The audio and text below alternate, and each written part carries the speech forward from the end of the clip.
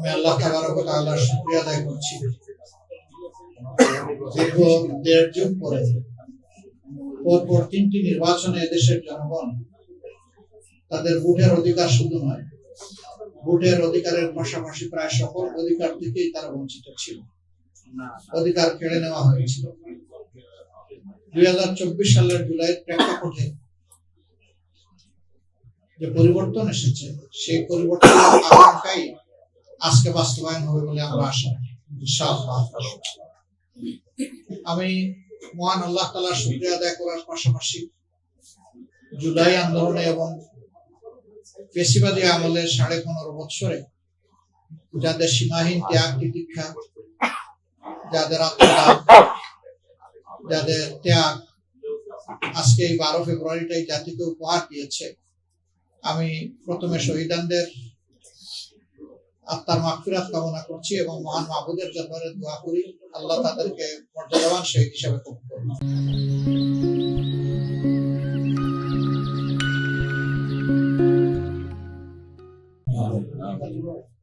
যারা অন্যায়ের বিরুদ্ধে, ফেসিবাদের বিরুদ্ধে লড়তে গিয়ে আহত, পঙ্গুত্ব বরণ করেছেন, আমি আরেকবার তাদেরকে গভীর শ্রদ্ধার সাথে স্মরণ করি এবং আল্লাহ তাআলার দরবারে দোয়া করি আল্লাহ যেন তাদেরকে সুস্থতার নিয়ামত দান করেন। আসলে তাদের বুক চিতিয়ে লড়াইয়ের ফসল হচ্ছে আজকের 12 তারিখ। যদি তারা সেদিন বুক চিতিয়ে লড়াই না করতেন, জীবন না দিতে, না হতো পঙ্গুত্ব বরণ না করতেন, তাহলে এই 12 তারিখ আমাদের কাছে ধরা দেওয়ার কথা ছিল। সবচেয়ে বড় কথা হলো, যিনি সমগ্র সৃষ্টির স্রষ্টা, তার মহাপরিকল্পনা থাকে এবং সেই মহাপরিকল্পনা অনুযায়ী দুনিয়ার সমস্ত সৃষ্টি পরিচালিত হয়। আমরা মানব জাতি তার বাইরে নই। এই জন্য আমরা কেউ যেটা কল্পনা করতে পারিনি যে 24 সালে এই ধরনের একটা ঘটনা ঘটবে, সেটাই বাস্তবে রূপ নিয়েছে। 7 জানুয়ারি নির্বাচন যখন হয়, তখন আমার মতো আমরা অনেকেই বিভিন্ন দলের যারা জ্যেষ্ঠ নেতৃবৃন্দ ছিলেন তারা জেলে ছিলেন, আমিও জেলে ছিলাম। জেলের ভিতরে আমি আমার অপরাপর রাজনৈতিক বন্ধুদের মানসিক অবস্থা আমি প্রত্যক্ষ করেছি। কেউ কল্পনাও করেননি, স্বপ্নেও দেখেননি যে মাত্র 6 মাসের মাথায়, 7 মাসের মাথায় এই ধরনের একটা অবস্থা তৈরি হবে। বরঞ্চ অনেকেই দীর্ঘমেয়াদী চিন্তা ভাবনা শুরু করে দিয়েছে। সেই অবস্থা থেকে উত্তরণ করে আল্লাহ তাআলা আজকে এখানে নিয়ে এসেছে। এই জাতি বিশ্বাস করি যে জুলাইয়ের যে আকাঙ্ক্ষা, সেটাকে সম্মান করে। যারা সম্মান করবে তারা কৃতজ্ঞ হবে, যারা সম্মান করবে না তারা স্বাভাবিকভাবেই অকৃতজ্ঞ হবে। কারণ এত বড় একটা বিপদ থেকে, সংকট থেকে জাতিকে আল্লাহ তাআলা যাদের উসিলায় বের করে দিয়েছেন, তারা বয়স কত, অভিজ্ঞতা কি, এটা বড় কথা না। তারা আমাদের সেনাপতি ছিল, যোদ্ধা ছিল, বীর ছিল। সেই বীরদের প্রতি আমাদের সম্মান দেখাতেই হবে। আমরা চেষ্টা করেছি সেই বীরদেরকে বুকে শ্রদ্ধার সাথে ধারণ করে, যারা শহীদ, যারা বেঁচে আছে, আমাদের সামগ্রিক পরিকল্পনা এবং স্বপ্নকে সাজানোর জন্য। আমরা এই নির্বাচনী প্রক্রিয়ার মধ্যেই আমাদের পলিসি পেপার রিলিজ করেছি একটা সামিটের মাধ্যমে। আবার আমরা নির্বাচনের ইশতেহারও ঘোষণা করেছি আরেকটা সামিটের মাধ্যমে। এইভাবে আমরা সমাজের সাথে সংযোগ রক্ষা করেই আমাদের এই নির্বাচনী কৌশল আমরা নির্ধারণ করেছিলাম। আমরা জাতিকে বলেছিলাম যে আমরা এমন কোনো আশ্বাস দেব না যেটা আসলে নিজেরাই বিশ্বাস করি না। শুধুমাত্র মানুষের ভোট পাওয়ার জন্য কোনো আশ্বাস দেওয়া, আমরা এটাকে নৈতিক একটা স্খলন বা অপরাধ বলে মনে করি। আমরা যা পারবো সম্ভাব্য বিষয়গুলাই জাতির সামনে উপস্থাপন করেছি। আমি আজকে এই নির্বাচনের প্রথম ভাগেই আমার ভোটটি এখানে মণিপুর বালক উচ্চ বিদ্যালয়ে আমি প্রদান করেছি। আমি তখন স্বাভাবিক অবস্থা সেখানে বিরাজমান দেখেছি এবং ভোটার উপস্থিতিও ছিল লক্ষণীয়। এরপরে আমি ক্রমান্বয়ে অনেকগুলা সেন্টার আমি দেখার চেষ্টা করেছি। আমি যেখানে যেখানে গিয়েছি, 2-1টা সেন্টার ছাড়া বাকি সেন্টারগুলোতে ভোটার টার্নওভার ছিল খুবই সন্তুষ্ট। 2টা সেন্টারে শুধু আমার কাছে মনে হয়েছে যে এখানে টার্নওভারটা কম। যদি পরিবেশ পরিস্থিতির কথা বলেন, তাহলে এই আসন দিয়ে আমরা শুরু করতে পারি। স্বাভাবিক চলছিল, কিন্তু হঠাৎ করে দেখা গেল যে মণিপুর উচ্চ বিদ্যালয়ের বালিকা শাখায়, যেখানে এই আসনের মধ্যে সর্বাধিক সংখ্যক ভোট হয়েছে, 26,000-এর ঊর্ধ্বে ভোট এখানে হয়েছে একটা শুধু ভবন। সেই জায়গায় হঠাৎ করে আমাদের প্রতিদ্বন্দ্বী দলের কিছু লোক তারা বেপরোয়াভাবে ঢুকে পড়েন, তারা ভোটারদেরকে ভয়ভীতি প্রদর্শন করেন এবং অহেতুক তারা এখানে হস্তক্ষেপ করেন। এমনকি সেখানে আমাদের যারা ভোটার এবং সমর্থক তাদেরকে তারা শারীরিকভাবে নাজেহাল করে। আমরা বিষয়টি শোনার পরে আবার ফিরে যাই সেখানে। এর আগে আমি একবার গিয়ে এসেছি। আমরা সেখানে গিয়ে দেখলাম যে সেনাবাহিনীর একজন কর্মকর্তা অত্যন্ত দায়িত্বশীলতার সাথে এই বিষয়টা তিনি হ্যান্ডেল করছেন এবং তখন পরিস্থিতি তিনি আশ্বস্ত করে বললেন যে আমাদের নিয়ন্ত্রণে আছে। আমি তখন তাকে বলেছি যে ভোট আওয়ার শেষ হওয়ার পরে শুধুমাত্র ভোট প্রক্রিয়ার সাথে সরকারের যে সমস্ত কর্মকর্তা কর্মচারী আছেন আর যারা বিভিন্ন প্রার্থীর এজেন্ট আছেন তার বাইরে যেন কেউ ঢুকতে না, এটা আপনারা নিশ্চিত করবেন। ভিতরের পরিবেশটা এরকম নিশ্চিত করার পাশাপাশি বাইরেও অহেতুক জটলা এবং টেনশন যাতে কেউ সৃষ্টি করতে না পারে সেই বিষয়ে আপনারা আশা করি উপযুক্ত পদক্ষেপ নেবেন। তারা আমাদেরকে আশ্বস্ত করেছেন, আমরাও তাদেরকে সর্বাত্মক সহযোগিতার আশ্বাস দিয়েছি। আমরা চাই ভোটটা শান্তিপূর্ণ হোক, প্রত্যেকটি মানুষ এসে তার মতো করে তার পছন্দ মতো ভোটটা দিয়ে দেয়।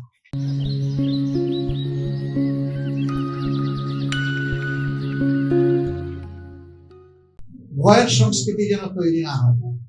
এ পর্যন্ত সারা দেশের যে খবর আমরা পেয়েছি, বিভিন্ন জায়গায় বিএনপি দলীয় যারা ক্যান্ডিডেট তাদের কর্মী সমর্থকরা বেশ কিছু জায়গায় সমস্যা তৈরি করেছে। যেমন আমরা খবর পেয়েছি কুমিল্লার বগুড়া, সেখানে বেশ কতগুলা সেন্টার দখল করে নেওয়া হয়েছে এবং আমাদের প্রার্থীকে শারীরিকভাবে আঘাত করা হয়েছে, যা গুরুতর নয়। যদি কোনো প্রার্থী অথবা প্রার্থীর সমর্থক কিংবা এজেন্ট কর্মী কোনো ভুল করে থাকেন তাহলে আমি তো হাতে আইন তুলে নিতে পারি। এর জন্য যথাযথ কর্তৃপক্ষ আছে, তাদের আমরা সহযোগিতা চাইতে পারি, কমপ্লেন দিতে পারি।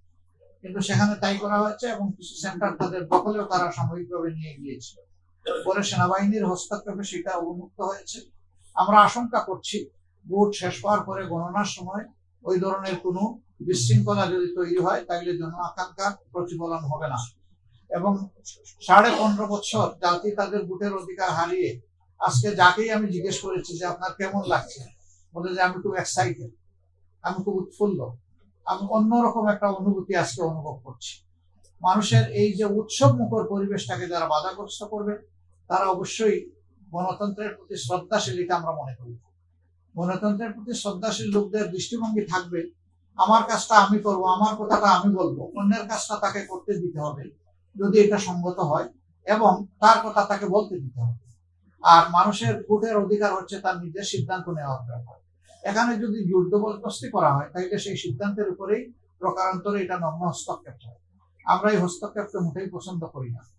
ঠিক অনুরূপ ভাবে ঘটনা ঘটেছে লাকসামে, তারপরে ভোলার লালমোহনে।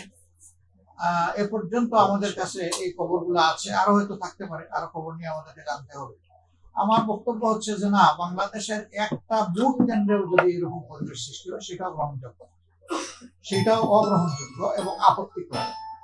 তবে আজকে আমরা এখন পর্যন্ত আমাদের সশস্ত্র বাহিনীর যে ভূমিকা আমরা দেখছি তাদেরকে আমরা অন্তরের অন্তঃস্থল থেকে ধন্যবাদ জানাচ্ছি।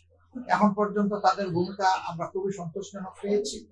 যেখানেই সমস্যা হয়েছে তাদের ইনফর্ম করার সাথে সাথে তারা ফাস্ট মুভ করেছেন সব জায়গায় এবং তারা চেষ্টা করেছেন সিচুয়েশনকে ট্যাকল দেওয়ার।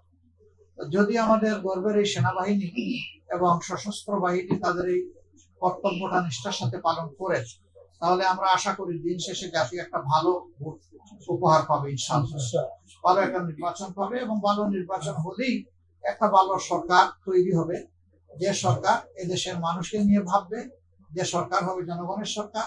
আর জাল জালিয়াতির মাধ্যমে যদি কোনো সরকার গঠিত হয় তাহলে ওই সরকার জনগণের দুঃখ দরদ বুঝবে না এবং জনগণের সাথে তাদের কোনো সেতুবন্ধন থাকবে না।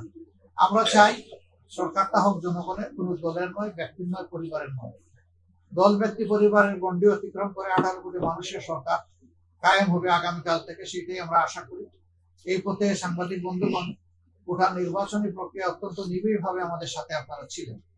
আমরা সবসময় আপনাদের মর্যাদা হয়তো রক্ষা করতে পারিনি, চেষ্টা করেছি, কিন্তু সবকিছু পেরেছি এটা আমরা মনে করি না। কিন্তু আমরা আপনারা এখানে কোনো ডিভিশন নাই, আমরা সবাই 18 কোটি মানুষের অংশ। আমাদের প্রিয় জাতি দেশ ভালো থাকলে আমরা সবাই ভালো থাকবো, আমার পেশা আমার চলবে, আপনার পেশা আপনার চলবে। কিন্তু দেশ যদি ভালো না থাকে কোনো পেশাই আমরা সম্মানের সাথে কাজ করতে পারবো না, এবং তখন বলতে হবে দৃষ্টি কি আমার। আর যদি ভালো চলে তাইলে গর্ব করে বলতে পারবো এই দেশটি আমার। এমন একটি দেশই আমরা চেয়েছিলাম। তো যে দেশটি আমরা গড়তে পারিনি এই 54 বছরে, আল্লাহ তাআলা এই দেশটি যেন আগামী 5 বছরে গড়ার অন্তত ভিত রচনা করার একটা পরিবেশ তৈরি করে দেন। মহান আল্লাহর দরবারে আমি দোয়া করি। আপাতত এতটুকু, এরপরে বিকালে আবার আপনাদের সাথে আমরা কথা বলবো। ইলেকশন আওয়ারটা যখন শেষ হয়ে যাবে তখন আপনাদের সামনে আমরা আরেকবার হাজির হবো এবং আবার কিছু ইনফরমেশন আশা করি দিতে পারবো। আমরা আবারও আপনাদের সহযোগিতার জন্য ধন্যবাদ জানাই। আপাতত আজকের মিটিং এখানেই শেষ করছি। আমি সাহেব, যে দক্ষিণ কাপ্তানে হচ্ছে কি দখল করা হয়েছিল বলে কি কেন্দ্র দখল করা হয়েছিল আমরা জানতে পেরেছি, আপনি জানেন কিনা এই ব্যাপারে? হ্যাঁ, আমরা জানার সাথে সাথে আমাদের সিনিয়র সহকর্মীকে সেখানে পাঠিয়েছিলাম। ওনাকে হয়তো আপনারা অনেকে চিনেন। উনি আমাদের অত্যন্ত মজবুত একজন ক্যান্ডিডেট ছিলেন ঢাকা 13-তে। আমরা যেহেতু একটা নির্বাচনী লক্ষ্য করেছি, আন্ডারস্ট্যান্ডিং এর কারণে সেটা স্যাক্রিফাইস করে তিনি স্যাক্রিফাইস করেছেন। খুব ভালো পজিশন সেখানে ছিল মোবারক হোসেন সাহেব, তিনি সেখানে গিয়েছিলেন এবং আমরা যতটা শুনেছিলাম বিষয়টা অতটা না বলেই আমাদের কাছে বাস্তবে মনে হয়েছে। আর আমরা ছোটখাটো বিষয়কে অবাধ্য করছি। আমরা চাচ্ছি দিন শেষে একটা শান্তিপূর্ণ নির্বাচন হয়ে যায়। দুপুর পর্যন্ত প্রায় 33% ভোট পড়বে। কি মনে হচ্ছে, ভোট কি মানুষ দিচ্ছে নাকি কিছুটা কম? জয়ের ব্যাপারে কতটা আমি আমাদের সঙ্গে যুক্ত করতে চাই যে একটা করে শেষ করি। ভোটার টার্নওভারের যে বিষয়টা, সেটা আসলে এখন তো আলহামদুলিল্লাহ সিজনটা খুব ভালো। সাধারণত সিজন যখন গরমের হয় মানুষ সকাল এবং বিকাল 2 বেলা ভোটের জন্য হাজির হয়, গরমটা অ্যাভয়েড করে। এখানে ইউনিফর্ম একটা ওয়েদার থাকার কারণে মানুষ এইভাবে আসছে। আমরা আশাবাদী এখনো সময় যেটা হাতে আছে হয়তো একটা ভালো টার্নওভার হবে ইনশাআল্লাহ। তবে সকালের দিকে আমি যেটা লক্ষ্য করেছি সেখানে মূলত ইয়াং জেনারেশন এবং মহিলাদের উপস্থিতি ছিল লক্ষণীয়। আপনারাও সবাই ইয়াং, আমিও ইয়াং। আমরা যেমন ওটাই বলা হয়েছে যে হয়েছে জয়ের ব্যাপারে প্রতিপক্ষ শিবিরে বলা হচ্ছে তারা খুবই কনফিডেন্ট যে তারা বিজয়ী হবে। কিছুক্ষণ আগেও এই সমস্যা করেছেন যে তারা বেশি আসনে বিজয় হবে। আপনি সারা বাংলাদেশ ঘুরেছেন, সারা বাংলাদেশের খবর আপনার কাছে আসছে, আপনার কনফিডেন্সটা একটু জানতে চাই। আলহামদুলিল্লাহ, আমি কোনো সংখ্যা বলবো না। আমি যদি সংখ্যা বলি তাইলে ভোটাররা কোনো অধিকার থাকে না, কারণ ভোটাররা এখনো ভোট দিচ্ছে, দেওয়া শেষ করে নাই। আর আমি বলে দিলাম যে আমি 300 আসনে বিজয় লাভ করবো, এটা ভোটারদের স্বাধীনতার প্রতি আমি হস্তক্ষেপ বলে মনে করি। আমরা আমাদের প্রিয় জনগণের উপর গভীর আস্থা রাখি, যথেষ্ট আস্থা রাখি। আমরা আশা করি তারা সঠিক সিদ্ধান্তই নেবেন, এবং এই কথাটা আমি এখনই বলতে চাচ্ছি না। আমি চাই যে ভোটিং আওয়ারটা শেষ হোক, তারপরে আমরা ইনশাল্লাহ আপনাদেরকে কিছু বললে বলবো। তবে স্বাভাবিকভাবেই সারা দেশের যে খবর আমরা পাচ্ছি, জনগণ নতুন কোনো ফেস্টিভালকে ওয়েলকাম করবে না ইনশাআল্লাহ। সেই ফেস্টিভাল যে দিক থেকে আসুক এটা ওয়েলকাম হবে না। টাঙ্গাইলে একটা আসনে প্রিজাইডিং অফিসার আমরা দেখলাম যে একটা ভিডিও ভাইরাল হয়েছে, সেখানে সে সই করে এবং সে সামনে ভোটারকে বসিয়ে সিল দিয়ে দিচ্ছে ভোট হয়ে গেছে, আপনি চলে যান। সেরকম আমরা ঢাকার একটা আসনেও শুনেছি, ভোলায় বলা হচ্ছে যে আপনার ভোট দেওয়া হয়ে গেছে, আপনি চলে যান, এরকম একটা বললাম ভোলার লালমোহন এই জায়গায় একটা হয়েছে। প্রিজাইডিং অফিসার যদি এই ধরনের ভূমিকা পালন করে থাকে, না, এর থেকেও জঘন্য ভূমিকা আরেকটা খবর আমাদের ঢাকায় আছে, সেটা আমি 100% কনফার্ম না হয়ে বলতে চাচ্ছি না। স্বয়ং প্রিসাইডিং অফিসার তার রুমে নিয়ে গেছেন একটা বই, এবং সেখানে কিছু লোককে ঢুকে সিল মারা শুরু করেছে।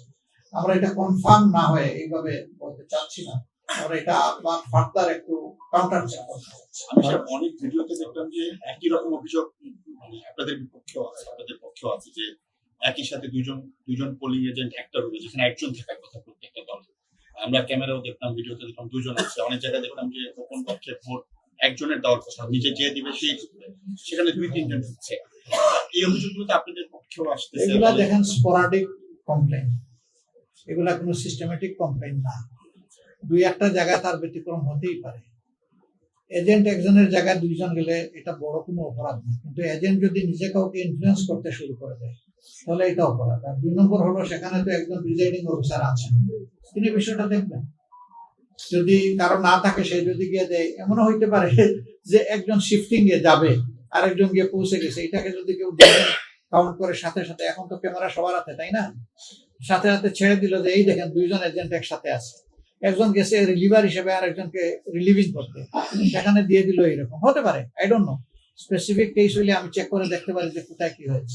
মানে এখন পর্যন্ত ভোট সুষ্ঠু হয়েছে আপনাদের সবকিছু মিলে? আর সুষ্ঠু তো 100% আপনি কোনোদিনই হয় নাই, এবারও হবে এটা আমি মনে করি না। তবে যতটুকু হয়েছে মোর অর লেস এখন পর্যন্ত কোনো বড় ভায়োলেন্স হয় না এটা বলা যায়। বহু জায়গায় আমাদের লোকেরা আক্রান্ত হয়েছে, রক্তাক্ত হয়েছে, আমরা দেখতে পাচ্ছি।